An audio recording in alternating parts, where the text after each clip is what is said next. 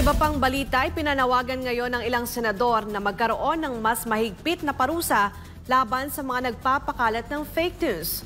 Ngunit si Senate President Chis Escudero ay may paalala kaugnay nito. Ang detalye mula kay Troy Gomez.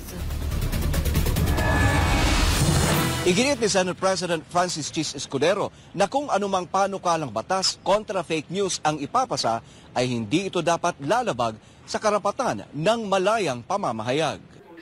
Patuloy ang usapin sa Senado tungkol sa posibleng pagpasa ng batas upang labanan ang fake news at disinformation sa social media. Ngunit ayon kay Senate President Francis Chis Escudero, anumang panukala ay hindi dapat lumabag sa karapatan ng mamamayan sa malayang pamamahayag na ginagarantiyahan ng saligang batas.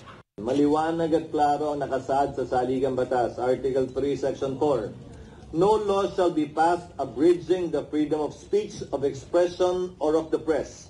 Nor shall anyone be, ang kaugnayan ng bagay na ito, hindi dapat magpasa ng batas ang Kongreso na tataliwas dito.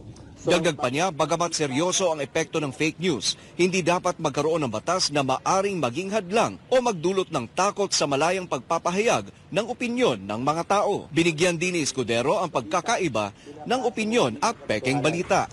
Tingnan mo na lamang ang iba't ibang bahagi ng pahayagan. Hindi ba merong news, yung headline, merong opinion, editorial.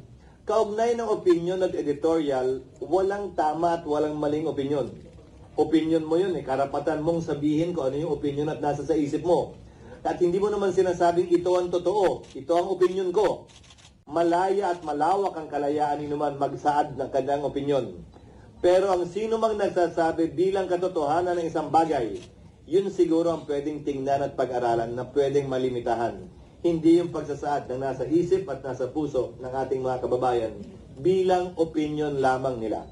Ayon sa kanya, ang pinakamagandang batayan sa pagsupil sa fake news ay truthfulness o katotohanan. Samantala, sina Senator Grace Poe at Senator Joel Villanueva ay parehong nanawagan ng mas mahigpit na batas upang mapanagot ang mga sadyang nagpapakalat ng fake news. Ayon kay Poe, dapat matukoy kung sino ang nagpopondo sa pagpapalaganap ng disinformation, hindi upang limitahan ang malayang pamamahayag, kundi upang maprotektahan ang publiko mula sa panlilinlang. Sinang-ayunan naman ito ni Villanueva na nagsabing hindi sapat ang kasalukuyang Cybercrime Prevention Act upang pigilan ang fake news. Mula dito sa Senado, para sa Diyos at sa Pilipinas kung mahal, Troy Gomez nag-uulat, SMNI News.